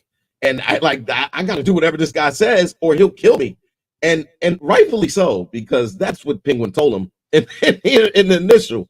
But somewhere through that, he starts to really delve into Victor's background and kind of like telling Victor, like there was a moment where they're having lunch or whatever, and everybody knows that Victor has a stuttering problem. And Victor is trying to make an order, but it's not coming out. And then the waiter kind of I think understands what he's trying to order, and so kind of completes his statement. And Penguin is like, yo, don't do that. Yo, this man is talking. And And then Victor was like, you don't have to do that for me. He was like, yo, you're right. You got to do it for yourself. Like it's like, yo, you should be doing that. Don't let people treat you any less than. And that is like an important thing, because you realize in that moment that Penguin is trying to change the narrative, that people think of him a certain way. He wants people to understand that, look, I'm way more than what you think I am, because everybody thinks he's less than. And that moment when he tells Victor, you think I was keeping you hostage, dude? Like I'm looking at you like family. I'm treating you like family. And it hurt. You saw Penguin hurt for the first time in this series when Victor decides to leave him. Like he's now like starts. I think in that moment, and I can't really say for sure, but I think in that moment he starts to maybe feel like what people are saying about him is true. And you see that at the bar, like when he's in that moment, he's just kind of just sad that it's like, well, damn, am I this bad? Am I as bad as people say that I am? Am I really that intolerable? Am I really this? And I think that was a testament to where the writing makes you, I think good writing makes you have these feelings about a character there. And I think that's what I was saying about Joker is you want to root for somebody, but there's no one to root for. And I think as a fan, you understand that the Penguin is a sociopath. You absolutely understand that. But there's moments when you're like, well, did society make it this way? Like, is there a way that I can kind of identify with the way that he's feeling?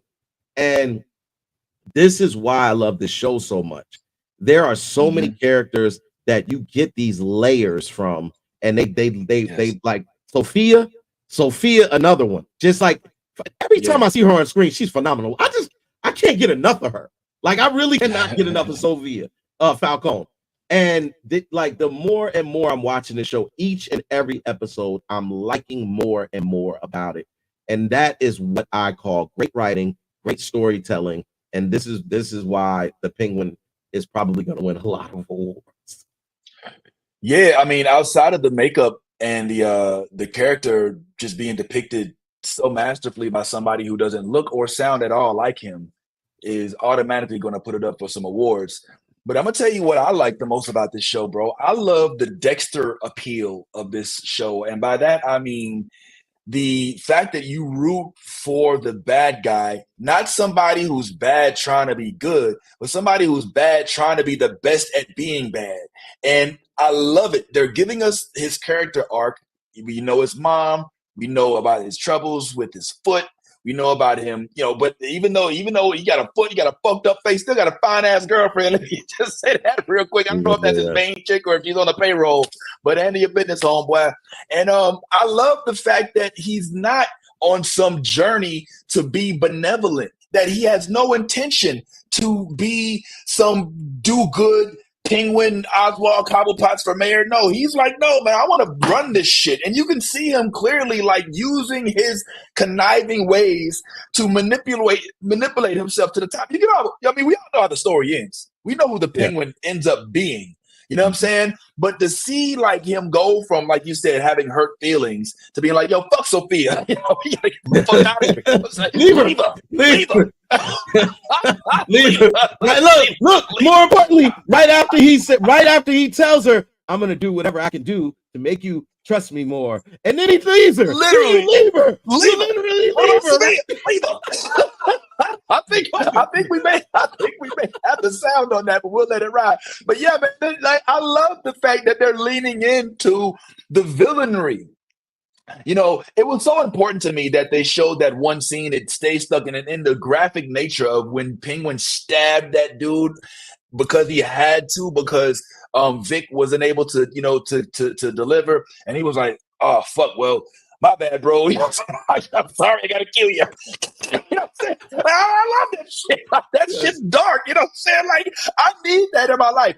But also, I want to just kind of delve into the fact that this was also Victor's origin story, and we got to learn a lot more about Victor. We got to learn why it is that he has no home, why it is that they're talking about him, about the South Side, or what do they call it? The Crown Point, right? Crown Point. While Crown Point, everything on that side has been washed away. And if I could say so myself, I don't know, Anthony, I don't know if you're watching or not, but that scene was phenomenally done, in my opinion, with them on the roof, thinking that fireworks are about to go off, then looking up and realize, oh no, it's not fireworks, it's terrorism. That's terrorism going off. And then was I the only one whose heart, like the way that they depicted that flood scene? And this is the version of New York where Marvel had Loki come down, and that Universal New York moment that was also in Luke Cage and Daredevil and Jessica Jones and the Avengers. This is the DC moment, the flood that was caused by the Riddler and the Batman. They are now building a world around this incident, which is smart. But to see it portrayed in the way that they portrayed it, I thought was very, very moving. What you think, Anthony? I think everything about that scene was touching. I remember when the episode opened and we had that flashback with his mom and dad. You know what? I actually was like, oh, his mom and dad is alive. He's about to give them the money he got. I didn't realize I was watching a flashback at first. And then when I saw that moment play out, my heart just dropped. And it made me understand this character and the character development that was put into the writing. When we see him now, right? Like now he's got a huge stutter. Now he had that moment in the club where he had that PTSD attack. Everything about the way they're handling the moment with that happened with the Riddler is amazing to me. And I love that, like you said, they're building so many stories off of it like they did when Loki attacked in the Avengers. I know at first I was very, very like, I won't say pessimistic. I just didn't understand the need for the Penguin when they first announced it. But now that it's here, I'm like, yo, we need more shows about Gotham, right?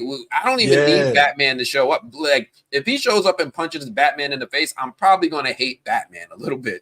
Like, yo, Oz is my guy right now.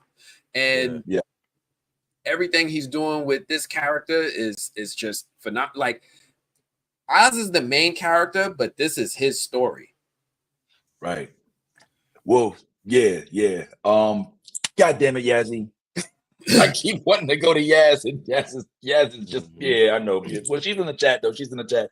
And just to kind of to piggyback on what you were saying, Anthony, if I'm not mistaken, and Ty, you confirm this for me, something that I've been lobbying for years now, maybe finally coming to fruition, which is a Victor Freeze story, which I think is probably going to be more, I don't know, man. They've done such a good job with Penguin, but I just think the Victor Freeze story, him and his wife, and him trying to keep his wife alive, and him having to, him trying to like save her life and ultimately fucking up his own pH in the process. I love that shit. So maybe you'll be around for that. But right now, this Penguin shit is definitely giving. I'm wondering, in this show, we also saw his parents, like you said, and for a split second, Ty, I know you might have been thinking the same thing I was. I was like, is this still DC?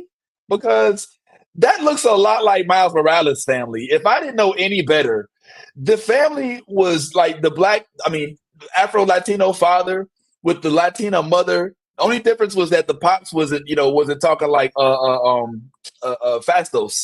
You know what I'm saying? But when I was watching, I was like, okay, I see about swag, and I still hold what I said last week to the heart. But I saw what you were saying in that moment, because it was almost like DC was damn near trolling Marvel. When I saw that, I was like, "Oh, come on, that's Rio Morales." I was like, "That's Rio Morales," and that is Jefferson Davis. Like, what are they? Am I tripping, Ty? Nah, absolutely not. I think I this is one of the reasons why I cape for this young man, but until I realized that he was Dominican, you know what I'm saying? But look, man, Victor's, the way they're setting Victor up, and the way that they are, again, you're seeing his trauma, you're seeing that he's always wanted to be more. He, even in that moment, he tells his dad, like, yo, Dad, why don't you ask your boss for more money? He's playing you. He's not. He's cheating you. And his dad says, and I quote, "When you know where we came from, we have more than enough." So his dad is the traditional, is a representation of the blue-blooded, hard-working immigrant that comes to America and just has a dream for a better life. Doesn't mean that I want millions and I want all these nice cars and nice houses. I just want a life where me and my family can be happy and not struggle. And that is enough. That was enough for his dad. Victor, however, has always had high aspirations. And this is why Victor couldn't make the correct decision, which would have been leave with the love of your life, start over, not be killing people and having to dispose of bodies, not having to, run people over with cars, not having to be involved in shootouts, not having to all of the things that your father would have been against.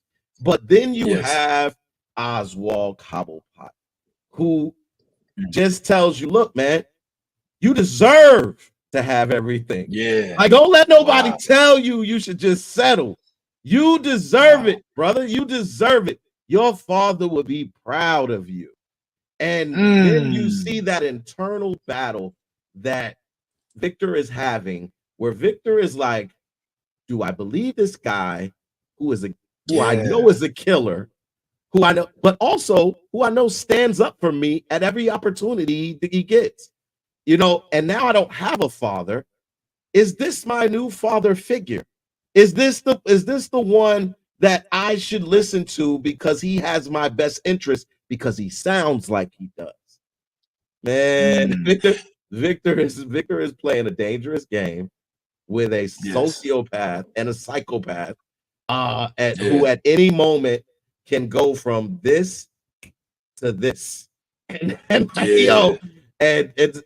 I'm really interested to also see this origin story of Victor, because the version of Victor that we get in Gotham, if you guys were familiar with the Gotham series that used to come on, that version with the ball head, absolutely, that version of Victor was actually people were scared of that version of Victor. That version of Victor like literally terrorized people just by showing up. Victor, as soon as Victor pulled up in the room, oh shit, Victor. Like, Victor ain't have to do nothing to you, but come in the room. It's Victor.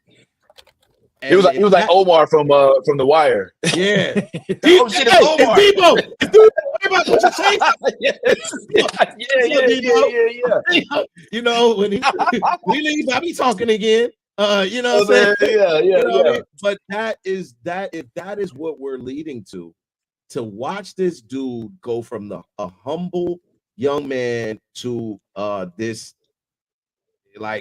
villain, this killer, this scary individual is going to be very, very interesting. And look, man, I cannot get enough of this show. Like, this show, I'm telling you, is going to be nominated and win so many awards.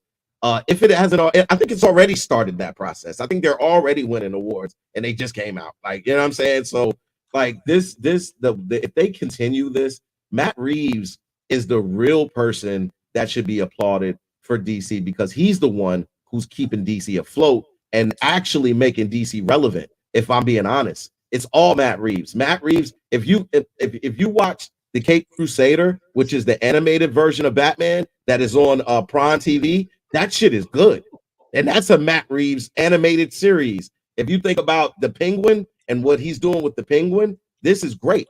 And now it makes you look forward to other characters like a Clayface, like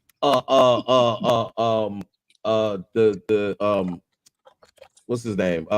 Victor Freeze, like a Joker. Like, these characters have an opportunity to really, really be, you know what I'm saying? That's what's up. Yeah, man. The comments is on fire. the comments is commenting right now. Whoa. Oh, Blaze Honey Bun. Oh.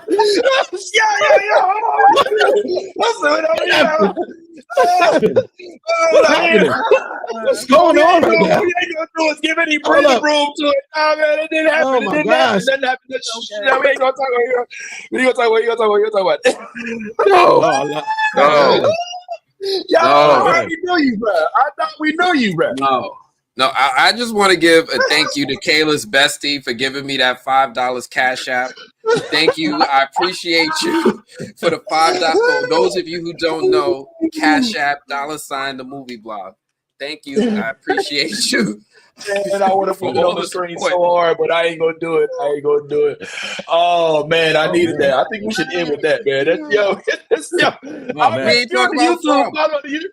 Follow the just want to talk about fruit. We got spicy in the chat. The comments is in fuego right now. The chat just got spicy. If you're watching on YouTube, you're in the right place. If you're watching on Facebook, Twitter, Twitch, you're in the wrong place because YouTube is where it's the most lit, and that's where the comment section is on fire. I ain't even gonna tell you what they say. You got to go see for yourself. If you're listening on Spotify, Streamily, if you listen, then you need to go to. I feel like now we're laughing and everyone doesn't know what we're laughing at. Nobody knows. Okay. No. All right. Well, if you want to know, you want to be in the know, subscribe to our YouTube. All right, and check the comments out for this. Oh man, the one from 10:11, I believe it. 10:12. Why are you pointing it out? It was on Facebook. You're like giving them a map. It was at 10:11 a.m. All right. I ain't gonna. I'm gonna let that go. But yeah, there's wow, man. This definitely a classic, man. Please, honey quick, man. Yes, Grace Honey Bun. Wow. Yo, right. Hey, I like my honey buns. I like my honey buns glazed. I like my honey buns glazed. Man, hey, yo, one time the leg shaking. Is that including tips or? Oh my God, yo, bro! Is this the movie blog or the movie? The OnlyFans, the masseuse blog. Not yeah. Some of y'all probably like, what the fuck? What's going on? Yo, they are so confused. Yeah, sorry, we just had an intern. You had to be there. I guess you had to be there. All right, I can't put him in. Come on, man. Let me. Nah, yeah, okay. Fine. Yeah, look, man. Yeah, listen. Right, let's you want to know why we laughing and we having such a good time? You gotta tune in to the new Blerd Order, man. Comments on the new Blerd Order. 10/12 is the day that you want to watch. For 1 second, okay. Well, Anthony got fans, and one of his fans is giving us. All right, so 2 seconds. How many seconds would I have it up? Okay, my bad. It's so. Can I read it?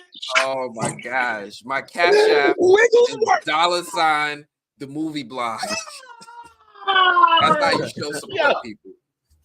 Yeah. Wigglesworth. Oh man. Oh, hilarious. Okay. That's hilarious. I feel like you're doing yourself an injustice because only $50 in this economy is if you got legs shaking, right? Glazed honey bun. Yeah. Oh my God. Oh I man. need to raise the price. Make sure y'all hit up Anthony for all your massage needs. Cocoa butter with the cherry almond scent is probably the best, man. You know what I'm saying? That happy ending. Is that per minute?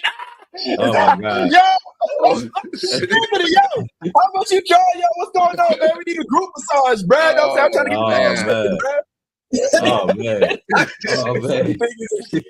the leg shaking. It's the leg shaking. His name is Fredo Wigglesworth. Oh man. It's like who had the net in the kitchen to supply with the. All right. Well, look. Oh, I needed that, man. What a jam-packed day we had. Okay. All right. Well, I think we'll call it on that, y'all. Listen, there's a whole lot more to discuss, and so don't be a stranger. For those y'all who know who we are and been coming around, please keep coming around. All right. But listen, next week we do plan on delving a little bit more into From. All right, finally, a lot more into From. A lot more, not a little, a lot. We'll touch on the developments from Agatha at that point, and we'll even talk about Vox Machina, which if you haven't been watching, I highly recommend, especially for my anime fans. Even though it's not necessarily anime, this is a very, very well-written cartoon. I don't even want to say cartoon, animated series. I definitely think everybody would enjoy it. On behalf of myself. adult. It is very adult. All right, like really adult. So don't. This is not one to watch with the family. Yeah. On behalf of myself, Yaz's face, Ty, Nolly, Anthony and his magic fingers, even Megan for pulling. Anthony, Happy birthday, Lisa. Happy birthday, Lisa Trzynski, and for everybody who pulled up on Facebook, Instagram, YouTube, Twitch, all of that good stuff. Thank you. For those listening, thank you as well. And do us a favor. I would throw at the time, but we really don't have that much time. Make sure you tell your friends to pull up too. Come to the show with a partner, man, so we can discuss it even afterwards. You know what I'm saying? So it's not like you got to come here with your car. Just send them the link and tell them, yo, pull up. We talk about this shit real quick. And as we always say, be your authentic self. Because if you ain't being yourself, you're being fake. And ain't no, oh man, I don't like that view. You being yourself and you're being fake. And it ain't no honor in that. And all things like we always say, go ahead and let that geek flag fly. Tell me, man. I love the new Blerd Order. You should too.